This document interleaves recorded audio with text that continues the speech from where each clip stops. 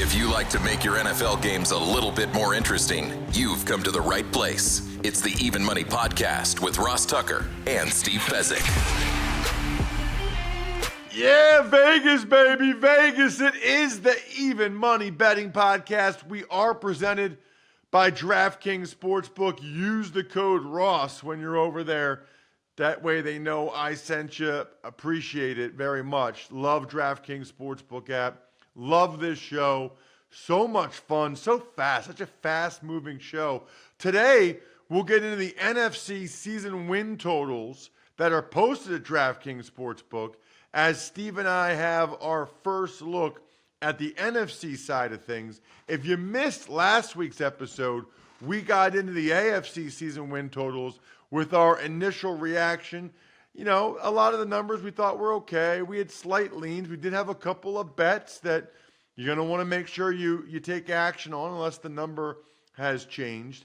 I also want to get Steve's thoughts going into this weekend with the Masters. I know a lot of people bet on the Masters. Golfing and betting is popular. And now we've had a couple weeks of the UFL. Curious to get Steve's thoughts on that. I'm Ross Tucker. You guys know that, at Ross Tucker NFL. On social media, we're at Ross Tucker Pod. Love those of you that rate and review the show. Honestly, the easiest thing you could do is rate and review the show on Apple Podcasts or Spotify, and then you just take a screenshot of it on your phone, forward it to me, Ross at RossTucker.com, with whatever question you have for Steve. I mean, think about it. Who gets to just ask a guy like a legend like Steve Fezzik a question? You do. He's at Fezzik Sports. We are at Ross Tucker Pod. Love that we get more and more people every week checking us out on YouTube. YouTube.com/Ross Tucker NFL, which is awesome. All right, Steve, we're going to get to the NFC season win totals, but I wanted to start with a couple of things, right? So now we're a couple weeks in on the UFL, and I know that you've done very well in recent years betting on these spring football leagues. At this point, I've forgotten how many there were. It's like there was the USFL, the AAF, the XFL. It's been unbelievable. UFL, okay, Steve, talk to me about, I guess just first of all, your thoughts on the league, if you think it'll be successful or not. No, the league is going to fail. I say that emphatically, and I have the reason, Ross. And here's the reason. We all watch football. We're creatures of habit. So we watch football all year long, and then the Super Bowl comes along, all right? And then we're like, where's my football? It's Saturday, it's Sunday, the weather's terrible outside, nothing's going on, the NBA games don't mean anything, there's no tournament going on in college basketball. I need my football. So it's the perfect time, mid-February, to launch a spring football league when it's still wintertime, and you make it regional, you make it, teams in Texas and in the Southeast. Great. That works. But you know what doesn't work? Launching during mid to late March, March Madness, baseball starting, NBA and NHL playoffs right around the corner. We have limited bandwidth. We can't handle it. And we're used to, we've already gone 5 or 6 weeks without watching our football on Saturday or Sunday. So we're not inclined. We're not like, hey, it's 10 a.m., it's noon on Sunday, I want to watch my football game. And I think because of that, people moved on. They moved on to other sports. And I think you've got to capture that audience with good stories in February. And if you don't do that by mid-March, you're donezo, and there's too many other sports going on. Interesting. Kind of feels to me like you got two ideas there. You could either do right after the Super Bowl, like I think the AAF did that one year, or maybe you do it like right after March Madness or right after the Masters, like with the idea of still not quite there yet for the NBA playoffs, but now that it's been a couple months, now people are like ready for football, like, maybe like right around the NFL draft, something like that, where people are thinking football again. I do think that the mid-March start or late March, whatever, was probably not the best idea. I don't know. I mean, look, there's very smart people involved in that league. And so I'm sure that, they had their reasoning for doing it, including when the league ends. But to me, you either continue the momentum of the season and start the weekend after the season, or you give it till like mid-April when we're past the Masters and people are talking about the NFL draft, and it's like you're talking about players and stuff, and on weekends you can watch football, former players in college and stuff. Yeah, and you are up against then the NBA and the NHL playoffs. I got to tell you, I think early summer football is a great time, frankly, because that's when, you're not competing with all the major pro sports other than baseball, and you're kind of tired of baseball, and you're starting to, salivate about football again. I think, and people, the popularity of the CFL, of all things, I think that these leagues could replace the CFL in July if they were able to move, to summertime football. I think that would be a successful slot. That's when a lot of the bandwidth is there. There's just people don't really like baseball by then, and they're looking for football again. What about the Masters, Steve? I know you're not the biggest golf guy, but I know you have friends that are. How do you typically, or would you recommend people bet the big golf events like the Masters? So, broken record, we talk about this all the time. I don't like the needle in the haystack bets, betting one dude to win or portfolio of guys to win matchups. Matchups are the way to go. Find a guy that you like, a guy that you don't like, and they're up against each other in a DraftKings matchup, and you lay minus 125 on the guy you like. So you bet player A versus player B. That is the way to attack it. And, just prop bets. I love betting over-unders on what a guy's going to shoot. Over-under 70.5. Is he going to go over or under in any one round? You follow in the weather. Those are the sorts of bets that the pros I know do very well betting golf. Let's get into some of these NFC season win totals, Steves. Hopefully we'll have time at the end for an email question. Absolutely love your email questions. They are awesome. Ross@rosstucker.com. All right. We will start with the New York Giants. By the way, I got to be honest with you. I'm looking at DraftKings Sportsbook right now. Love them. I don't know what the order is for these. I don't know why the Giants are first on my list, and then it's Dolphins, then Packers. I don't know if there's any rhyme or reason. Do you know the answer to that, Steve? Most books sorted by the city, alphabetical by the city name, some alphabetical by the mascot name, and some books, I can't figure it out exactly. Yeah, I have no idea what the order is for DraftKings for whatever reason. But they got the Giants first, and they're number 6.5, Steve. It seems a little bit low just because Dayball is such a good coach and he seems to always outperform his expectation. I think they only won 6 games last year, but, DeVito at quarterback, I mean, this guy is a sorcerer in terms of ways to win games he shouldn't win. I'd lean over. Yeah, I'd probably have a slight lean over as well, thinking that Daniel Jones stays healthy and gives them better quarterback play than they had last year. The Packers are up to 10.5, Steve. It's funny because at 9.5, I was leaning over because the Packers are a contender. I can't do 10.5. 10.5 is reserved for elite contenders, and maybe Green Bay, as well as they played in the playoffs, the way they took it to the Cowboys, the way they should have beaten the Niners. Again, we go back to whenever a team suddenly jumps up in power rating, to ask them to make another jump, that's a difficult thing, but I'm generally bullish about the Packers, so I pass. The Vikings are not going to be good. And the Bears have a rookie quarterback.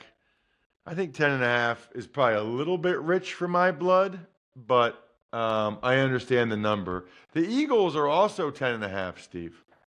Now that I don't understand. You're the resident Eagle expert, so I will defer to you.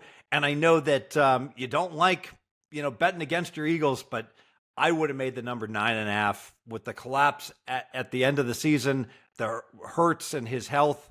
I could only look under 10.5. Yeah, I think I mean, they were so good for so long. The question is like whether the end of the season is more who they are or whether it was an anomaly. I don't think any of us really know that.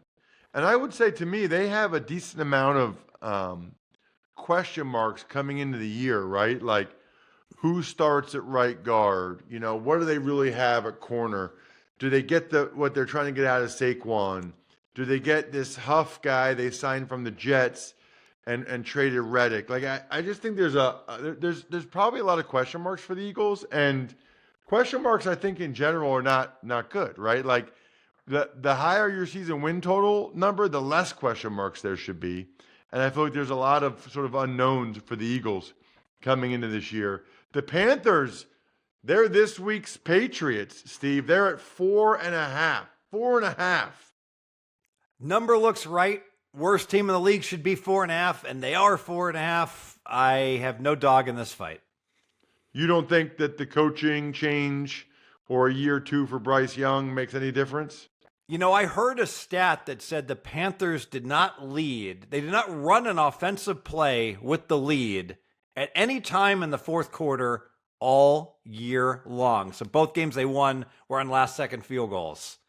Can't be going over five. You can't expect a team like that to suddenly win 5 games when they were winning none until the final gun.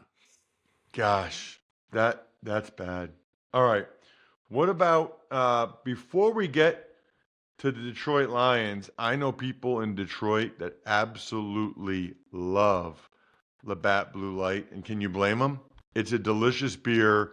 It's brewed in Buffalo, New York. It's my favorite light beer by far.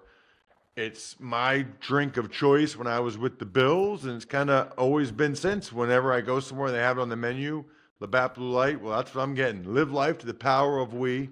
Always enjoy responsibly. Beer, Labatt USA, Buffalo, New York.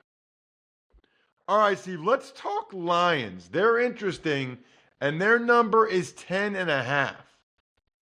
Another example of a team that has risen to contender, and now they're at 10.5. And let's face it, we only deal 11.5 on the truly elite, the Kansas City Chiefs and the 49ers.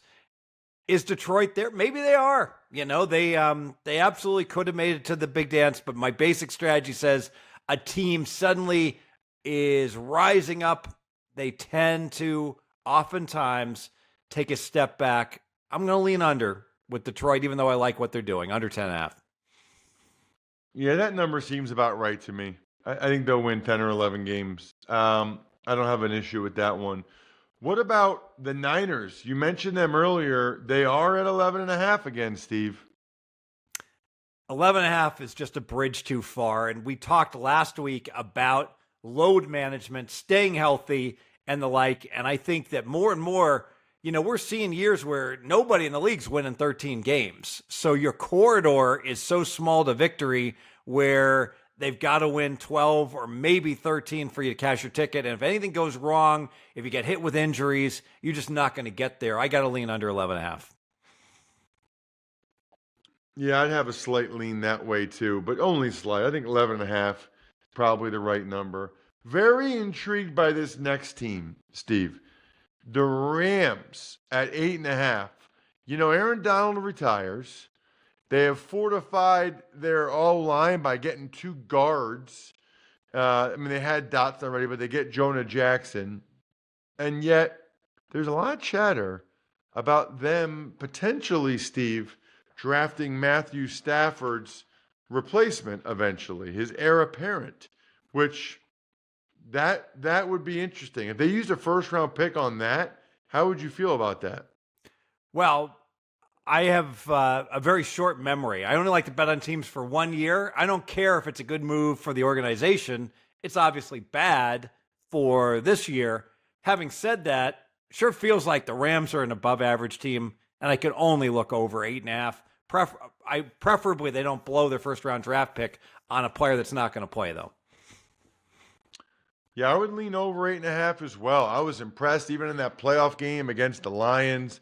Puka Nacua, the way their O-line played down the stretch. The Rams feel like they're kind of building this thing back up the right way. What about the Atlanta Falcons, Steve? Their number is 9.5. So this number was as high as 10.5. I don't see it. I do not see it. Under 9.5.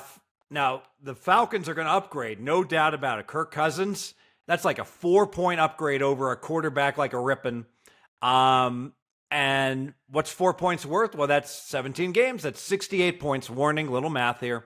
So that's, you think, oh, you're going to score 70 more points. That's going to get you like 4 wins. What turns out, Ross, historically, every 35 points is worth just 1 win. So if you outscore your opponents by 140 points, then you're going to be, that'd be worth 4 wins. But, 70 points is only worth 2 more wins. So if the Falcons were a 7.5 win team, which seems like a little bit generous if they hadn't made the acquisition of Cousins, well, then they'd be 9.5 with Cousins. And that assumes a healthy Cousins. The schedule, much more difficult. Falcons had a cupcake schedule last year. They get a third-place schedule this year, but here's the problem. The Falcons' third-place teams they play, Seattle, Pittsburgh, Chicago. I make the case all 3 of those teams are at least average teams in the NFL, so much more difficult schedule. I go under on Atlanta. Even at the 9.5, you're still going under. Yes, sir. I think 9.5 is probably about the right number for me in that division. I maybe have a slight lean to the under. The Seahawks are only at 7.5, Steve. And the Seahawks remind me a little bit of Pittsburgh, where the Seahawks are not cellar dwellers.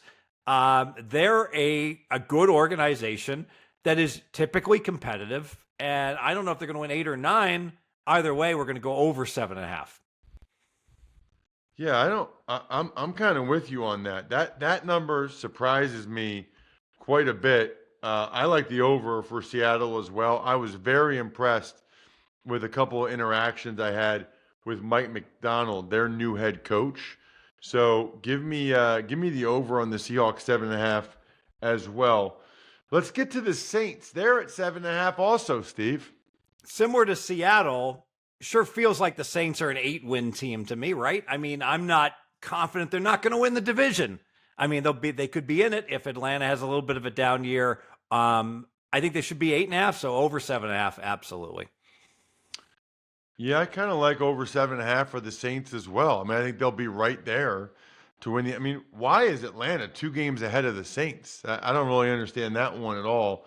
Give me the Saints over 7.5 as well. What about the Cowboys number at 10.5, Steve? So Dallas felt like a 10.25 team. I wasn't sure whether to make them 10 or 10.5. So the fact it's at 10.5, I got to look under. The Cowboys just find ways to underperform every year. So I'd lean under. I don't see how they've gotten any better. And I think you can argue that they've kind of clearly gotten worse with some of the guys they've lost this offseason. We'll see what happens with the draft, but they've got some real contract challenges they've been dealing with. The Bucs got guys signed. Baker Mayfield, Mike Evans, and their total is 8.5, Steve. Yeah, and it sure feels like those 3 teams, Atlanta, Tampa, New Orleans. Atlanta was too high at 9.5. New Orleans too low at 7.5. Tampa Bay, maybe a slight lean over 8.5, but seems right. Yeah, I'm with you. I think all 3 of those teams should probably be 8.5 in my mind. They're giving a lot of credit to Cousins. What about the Bears? Speaking of 8.5, they are 8.5. So my first reaction, I just hate rookie quarterbacks. My first reaction has got to go under on the Bears. And I spoke to some people and they're like, Steve, you're missing the boat here. It's going to be an upgraded quarterback and the team's better. They like over and they talked me into it. So I will reluctantly back an unproven rookie quarterback and lean over. Yeah, I can't do that. I don't know what to expect from him. I think that's probably a good number, but I'm not leaning over. Although getting Keenan Allen for him to throw to, that helps as well. That number seems right to me. If anything, I probably have a slight lean to the under maybe, just because of the rookie quarterback. Although we saw what C.J. Stroud did last year, and Caleb Williams is considered a better prospect than him, although who knows? Bryce Young was considered a better prospect than C.J. Stroud. That's why he went number 1. Commanders are at 6.5. I feel like we don't even talk about the Commanders.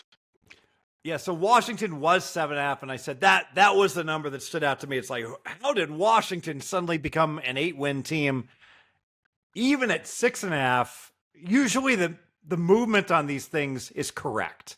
And I know it's a big move, but I still feels like the Giants are better than Washington. And Washington's the 4th place team. Lean under. Well, they're going to have a rookie quarterback for sure, and not the top one. I would lean under as well for the Commanders, just not knowing how things will unfold there at quarterback. What about the Vikings? They're down at 6.5, Steve. You know, the Vikings are so difficult because it could just be a complete rebuild this year, right? But the way they kind of duct taped their team together when Cousins went down for a while, and then ultimately they just collapsed though down the stretch. And I can't get past that game against Green Bay at home when they lost 100-0. The Vikings could be bad. Number looks right. I pass. Number looks right to me as well. Not exactly sure which way to go there. What about the Arizona Cardinals at 6.5, Steve? Feels light. I think that Arizona, they have a quarterback. They, you could argue that when they didn't have a quarterback, they had some really horrible games. I think Arizona's a 7-win team. I'd look over. I probably have a slight lean to the over myself. I absolutely love when people go ahead and send us email questions for you. It's ross@rosstucker.com. As a reminder, the best thing to do is either take advantage of a sponsor or just real quick, just rate and review the show on your podcast app, whatever it is, Apple Podcast or Spotify. Send it to me and ask a question. I don't have a name. I lost the name for this one. But the question is, hi, Ross and Steve. Thanks to your advice, I have doubled my starting bankroll this year. I wonder if Steve can tell me whether that means I should now double my standard unit of betting or keep it at what I've been betting this year. Thank you for your awesome podcast. Yeah, so in general, what's the optimal bet size for the average bettor? 0, because you're going to lose. So don't bet anything, or bet $10 and have fun with it. But once you start making sharp bets, you should be following what's called the Kelly criterion, where you're betting proportional to your edge. And what most pros do is they feel like if they're making good wagers, they're going to win about 53.4% of the time. Break even's 52.4%. Their ROI would be, it seems like it should be 1%, but it's 2% in that case. And so you want to bet 2% of bankroll. If you start with a $1,000 bankroll, I know this isn't sexy, that's a $20 bets. And then your bankroll doubles to $2,000, then you go to $40 bets. And you just go ahead and you adjust. Mathematically, you should adjust each and every week. Realistically, as long as you're within the same approximate bankroll, then you can go ahead and adjust it, season by season. But if you got double the bankroll, your bet size should be double. Interesting note here. I don't have a name for whoever the so the answer is yes. She should double it. Absolutely, yes. I don't have a name, so I'm going to read this. This is interesting. Can you please remember it's not only men that listen to your podcast? I doubt I'm the only woman who does, but sometimes it feels like you think it's only dudes. I guess I think that's probably a fair critique. I guess what I would say is when I say dudes or guys, I mean that like non-gender specific. I mean that platonically. Like it's just an easy way for me to talk to everyone listening, as opposed to like you people or you humans or whatever. I'm not thinking it's only guys because I know women that listen. It's just like if there was 8 people over there and 5 are guys and 3 are girls, they'd be like, yo, what's up, dudes? Hey, guys. Like, that's just kind of how I talk, right or wrong. So if you have suggestions for better terms to use, I am all ears. But I certainly do not think we're only talking to dudes, because I have several women that have told me that they listen and love it. Good luck, everybody. Hope you guys win some money. Thanks for tuning in to Even Money. Make sure to also check out the Ross Tucker Football Podcast, Fantasy Feast, and College Draft, all on the DraftKings Network, YouTube, or subscribe to the podcast on your favorite platform.